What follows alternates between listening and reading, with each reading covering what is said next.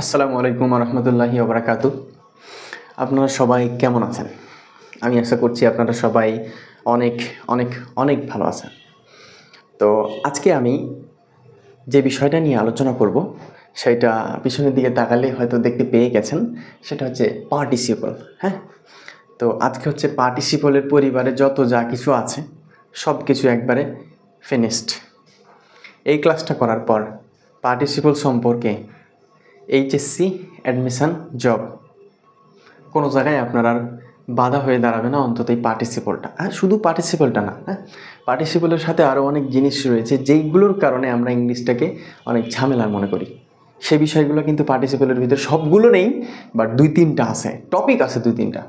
সেগুলো যদি আমরা জানি তাহলে ইংরেজিটাকে এই ক্লাসটা করে কিছুটা হলেও একটু ফিল করা যাবে যে আমি যেগুলা কনফিউজড মনে করতাম, যেগুলোর কারণে ইংরেজিটাকে ঝামেলা মনে করতাম, সেগুলো অন্তত দূর হবে। ঠিক আছে? তো আজকের এটা পার্টিসিপল একদম ফুল ক্লাস। এই ক্লাসে আমরা সব কিছু আলোচনা করবো। হ্যাঁ, বিভিন্ন পার্ট পার্ট করে আসবে ক্লাসটা, সব কিছু আলোচনা করবো। তো এই পার্টিসিপল থেকে আমাদের কি কি পড়তে হবে আর আমি কি কি পড়াবো সেটা আগে বলি। হ্যাঁ, তো 1 নম্বরে আমরা যে জিনিসটা পড়বো এই পার্টিসিপল থেকে, সেটা হচ্ছে এই পার্টিসিপলের ডেফিনিশন পড়বো প্রথমে। ডেফিনিশন, হ্যাঁ, আমার ডেফিনেশান তো হচ্ছে অন্য, আপনি জানেন যদি আগের ক্লাসটা করে থাকেন, আগের ক্লাসগুলো করে থাকেন, তাহলে আমার ডেফিনেশান শুধু কাকে বলে ইহা না, কাকে বলে, কিভাবে, কত রকম, অ্যাডভার্বের যত কোশ্চেন আছে, কখন, কোথায়, কিভাবে, কেমন, সব আমি আলোচনা করে থাকি। হ্যাঁ, তো প্রথমে আমরা এই পার্টিসিপলটার ডেফিনেশানটি আনা আলোচনা করব। তারপরে আমরা যে জিনিসটা আলোচনা করব সেটা হচ্ছে এই পজিশন অফ পার্টিসিপল। ঠিক আছে? দ্বিতীয়তে আমাদের যে মেন কাজ সেটা হচ্ছে পজিশনটা কোথায় যে পার্টিসিপলটা বাক্যের কোথায় কোথায় বসে, এটা হবে আমাদের দ্বিতীয় কাজ। সংজ্ঞা জানার পরেই আমাদের দ্বিতীয় কাজ হবে যে পজিশন, এই পার্টিসিপলটা কোন কোন জায়গায় বসে। যে নাউন বিভিন্ন জায়গায় বসে না, অ্যাডজেক্টিভ বিভিন্ন জায়গায় বসে না, ভার্ব বিভিন্ন জায়গায় বসে না, অ্যাডভার্ব বিভিন্ন জায়গায় বসে না, সেই রকম এই পার্টিসিপলটা আমাদের কোন কোন জায়গায় বসে, এটা হবে আমাদের দ্বিতীয় আলোচনা। ওকে, তৃতীয় নম্বর আলোচনা হবে কি? তৃতীয় নম্বরে আমরা আলোচনা করব যে এই পার্টিসিপলটা কিন্তু হচ্ছে 3 প্রকার। তো তৃতীয় নম্বরে আমরা যেটা আলোচনা করব সেটা হচ্ছে প্রেজেন্ট পার্টিসিপল। হ্যাঁ, প্রেজেন্ট পিপি লিখলাম, present participle and usage, present participle এবং তার ব্যবহার। 4 নম্বরে আমরা আলোচনা করব পাস্ট পার্টিসিপল অ্যান্ড ইউসেজ এবং ইহার ব্যবহার। তারপরে 5 নম্বরে কি? Perfect participle and usage. ঠিক আছে, 5 নম্বর হলো। 6 নম্বরে আমরা কি আলোচনা করব?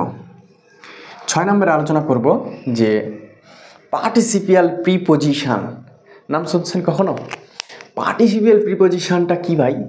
এই যে পার্টিসিপলটা যেটা আছে না, এইটা আবার হচ্ছে পার্টিসিপলটা কি বলি নাই, একটু পরে বলবো যে ওই পার্টিসিপলটাই বাক্যে প্রিপোজিশনের মতো ব্যবহার হইতে পারে।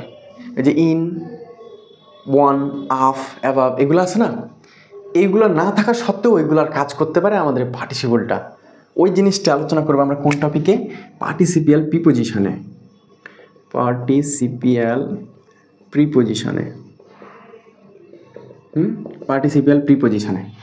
তারপরে আমরা আলোচনা করব পার্টিসিপল অ্যাজ কনজাংশন। এটা আবার কি? এটা হচ্ছে এই যে পার্টিসিপলটা, কনজাংশনগুলো আমাদের কি কি আছে?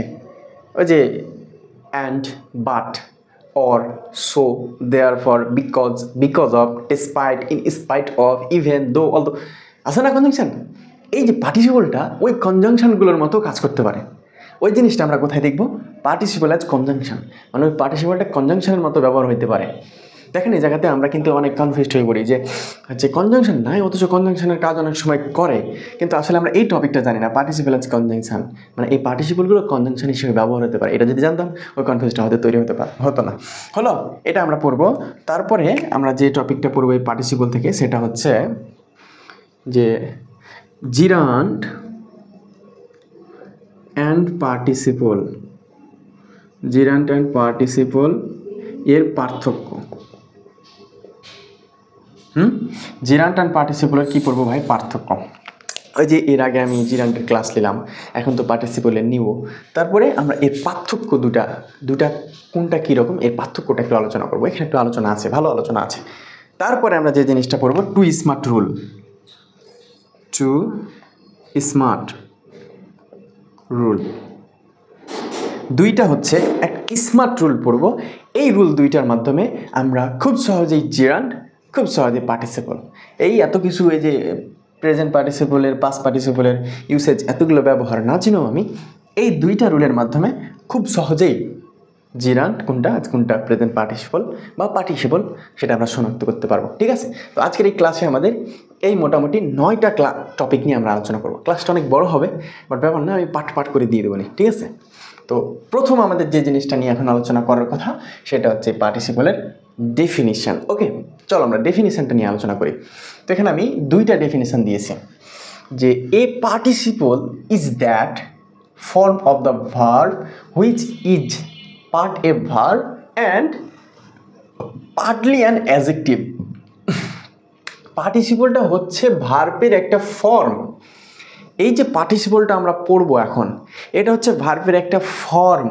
এর আগে আমি ইনফিনিটিভ পড়ার সময় বলছিলাম যে এটা হচ্ছে ভার্বের একটা ফর্ম। ভার্বকে বলা হয় হচ্ছে প্রাণকেন্দ্র একটা বাক্যের, মানে ওটা থাকাই লাগবে, তাই না? স্নায়ুতন্ত্রের এককে নিউরন, সেরকম বাক্যের একটা হচ্ছে নিউরন বলতে পারেন এই ভার্বকে। তো ওই ভার্বের একটা অংশ হচ্ছে আমাদের এই পার্টিসিপলটা, which is part a verb, যেটা আংশিক ভার্বের মতো কাজ করে অ্যান্ড আংশিক অ্যাডজেক্টিভের মতো কাজ করে। ব্যাপারটা বুঝলেন? আমি বলি, ভার্বের তো অনেকগুলো টাইপ আছে, এর গত ক্লাসে বলেছিলাম। ওই principal verb, auxiliary verb, causative verb, তারপরে হচ্ছে transitive verb, intransitive verb, copulative verb, factitive verb, group verb, regular verb, irregular verb, finite, non, অনেক। তার ভিতরে এখন যেটা পড়বো সেটা হচ্ছে পার্টিসিপল। বুঝলেন? এই পার্টিসিপলটা আমাদের কিসের অন্তর্ভুক্ত? এই পার্টিসিপলটাও আমাদের হচ্ছে নন ফাইনাইট ভার্বের অন্তর্ভুক্ত। নন ফাইনাইট মানে কি? অকর্মক ক্রিয়া। ঠিক আছে? নন ফাইনাইট মানে হচ্ছে অকর্মক ক্রিয়া। অকর্মক ক্রিয়া, নন ফাইনাইট মানে হচ্ছে অকর্মক ক্রিয়া। ওকে, 2 নম্বরে আমরা এখান থেকে যে জিনিসটা জানতে পারলাম সেটা হচ্ছে যে which is part a verb, মানে এই পার্টিসিপলটা ভার্বের একটা ফর্ম। ভার্বের ফর্মটা কীরকম জানেন? ভার্ব প্লাস হচ্ছে ING form. Verb plus ING form. একটা বিষয় বলে রাখি, এই ভার্ব প্লাস আইএনজি কিন্তু জিরান্টো। এই মুহূর্তে আপনার মাথায় এই পার্টিসিপল টপিকটা বাদে ইংরেজির কোনো কিছুই রাখা যাবে না, সব কিছু আপনি ভুলে যান। ইংরেজির যত ফাংশন আছে সব কিছু আমরা এখন পার্টিসিপল দিয়ে অ্যানালাইসিস করব। মানে পার্টিসিপল রিলেটেড যেগুলো লাগতেছে, অন্যগুলো এই মুহূর্তে মাথায় নিয়ে আসার কোনো দরকার নেই। একটাই আমাদের টার্গেট, সেটা হচ্ছে এই পার্টিসিপলকে দিয়ে ইংরেজিকে যতভাবে অ্যানালাইসিস করা যায় সেটা নিয়ে পড়াশোনা করবো। ওকে, তো এই ভার্ব আইএনজি মানে আমরা জিরান্টে কখনোই যাবো না। জিরান্টে যাবো এই যে যখন পার্থক্য পড়তে যাবো তখন যাবো, আর জিরান্টের ক্লাস তো আলাদা, ওটা ওখানে। এখানে ভার্বের আমরা আইএনজি মানে পার্টিসিপলকে বুঝবো। ওকে, ভার্বের একটা ফর্ম, এটা হচ্ছে কি কি হিসাবে কাজ করে? এটা হচ্ছে ভার্ব এবং অ্যাডজেক্টিভ হিসাবে এটা কাজ করে। ভার্ব অ্যান্ড অ্যাডজেক্টিভ হিসাবে কাজ করে। এটা ডাহা মিথ্যা কথা বলছে, ভার্ব এবং অ্যাডজেক্টিভ হিসাবে কাজ করে। এটা হচ্ছে ডাহা মিথ্যা কথা, ভার্ব এবং অ্যাডজেক্টিভ হিসাবে কাজ করে। ও সংজ্ঞাতে, এই সংজ্ঞাটা কার জানেন? এই সংজ্ঞাটা হচ্ছে রেন অ্যান্ড মার্টিনের, WREN, রেন অ্যান্ড মার্টিন।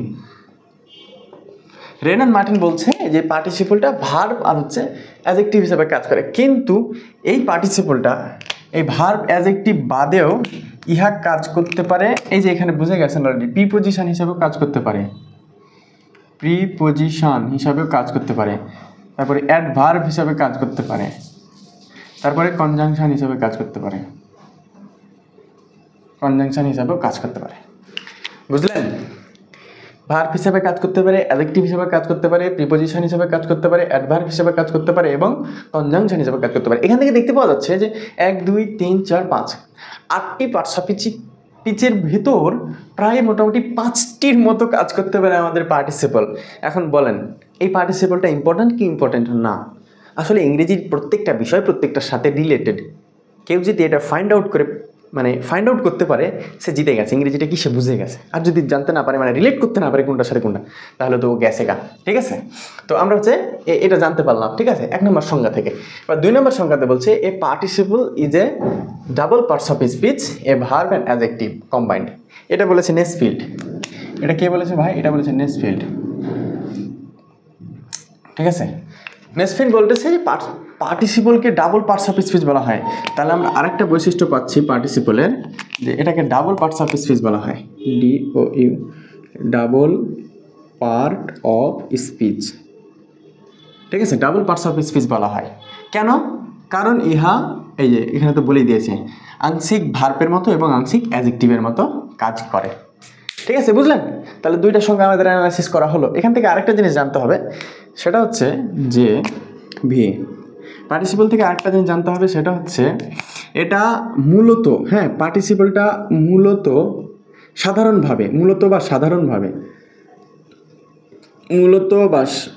সাধারণভাবে অ্যাডজেক্টিভ,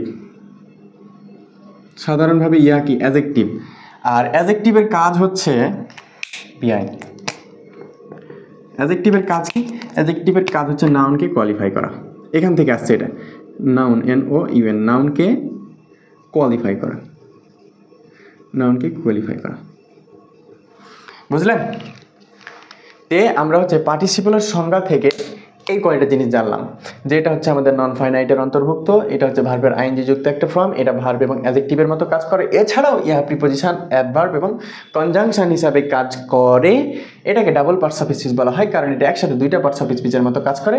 এটা মূলত বা সাধারণভাবে ইহা হচ্ছে অ্যাডজেক্টিভ, আর অ্যাডজেক্টিভের কাজ হচ্ছে নাউনকে কোয়ালিফাই করা। তার মানে এই পার্টিসিপলটা অলওয়েজ কাকে? নাউনকে কোয়ালিফাই করবে। ঠিক আছে, এই গেল হচ্ছে আমাদের ডেফিনিশন। ঠিক আছে, এখন আমরা পড়ব কি position of parts of speech. মানে এখন আমরা দেখব যে এই পার্টস অফ স্পিচ নাকি পজিশন অফ পার্টিসিপল মানে হচ্ছে এই পার্টিসিপলটা বাক্যের কোথায় কোথায় ব্যবহৃত হয়। ওকে।